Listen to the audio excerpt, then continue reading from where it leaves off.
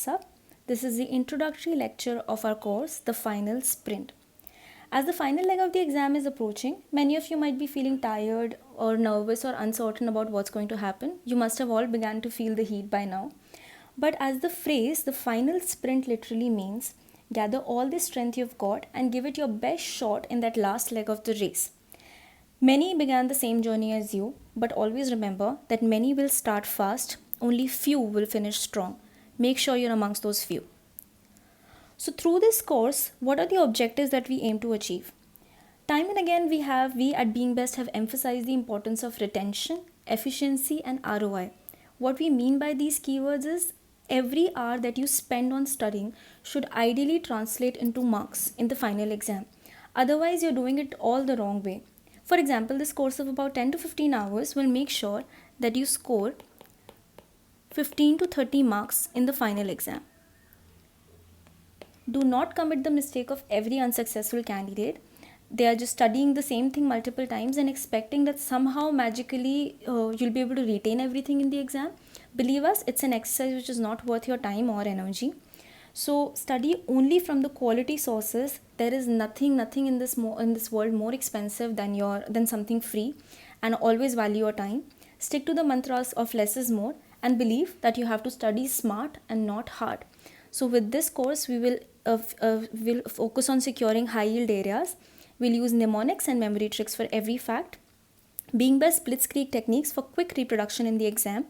Techniques to ace objective exams from our team of All India toppers, and secure 15 to about 30 marks by giving only 20 hours in this course.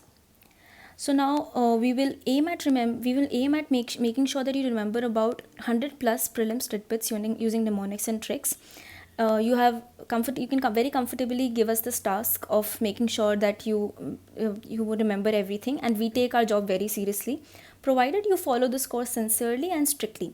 So we will focus on covering about 100 plus national parks, somewhere about 30, about 30 plus Ramsar sites, 50 plus tiger reserves, the important wildlife sanctuaries, 100 plus mountains and hills, 50 plus rivers and their tributaries, all the biosphere reserves, about 50 important GI tags, UNESCO heritage sites, plateaus, endangered species, and much more. So let's begin. First up, we have the state of Rajasthan. So what comes to your mind when you think of Rajasthan?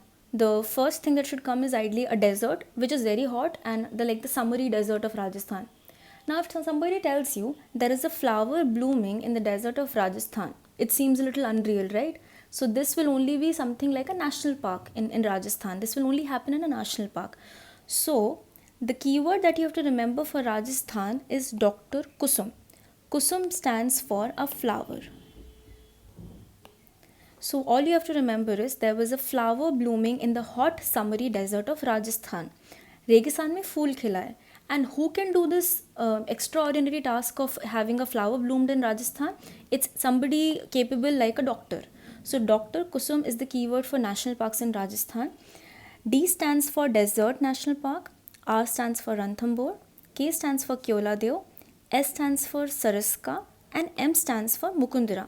Now remember, you can comfortably ignore the vowels here because it's just made to make sure that the word becomes a little meaningful. So all you have to remember is DRKSM, Dr. Kusum. D for Desert, R for Ranthambore, K for Keoladeo, S for Saraska, and M for Mukundara. The other keyword for Rajasthan is summer, of course, because Rajasthan is hot and it has deserts and it's very summery. So summer stands for the tiger reserves in Rajasthan. Again, ignoring the vowels, what you're left with is S for Saraska, M for Mukundara, and R for Ranthambore. So the two keywords, if anybody would ever ask you what are the national parks and tiger reserves in Rajasthan, you just have to remember the summer, because Rajasthan is famous for the hot climate.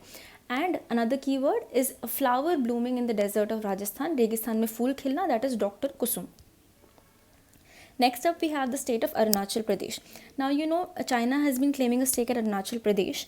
But why does India still have a stronghold on the state? It's only because of powerful and rising leaders like Namo. So Narendra Modi is the binding force that keeps Arunachal Pradesh intact. So now with Narendra Modi will help us remember all the national parks in Arunachal Pradesh. So Namo stands for Namdafa and Mo stands for Muling. So remember, Namo stands for Arunachal Pradesh's national parks. Narendra Modi will help you remember Arunachal Pradesh's national parks, Namdafa and Moling. Next is the state of Assam. Now, as for Assam, the keyword is Dr. Manak. Manak is an award which is given for exemplary and kick-ass work. Now, this kick-ass will help you remember the state of Assam.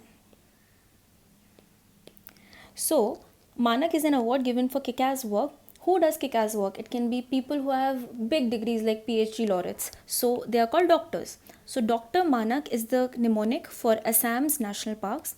What does it stand for? D stands for Dibru-Saikhowa. R stands for Rajiv Ji Orang National Park. M stands for Manas. N stands for Nameri. And K stands for Kaziranga. So ignore the vowels again, and you have to just remember Dr. Manak, the award given to kick-ass people for performing great work, and it's the national parks in Assam. Don't confuse it with Dr. Kusum of Rajasthan. Kusum stands for flower, and flower you can see blooming in Rajasthan, the desert of Rajasthan. Flower will only bloom in the desert of Rajasthan. That's why you will remember it.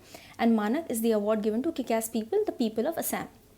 Next up, we have the state of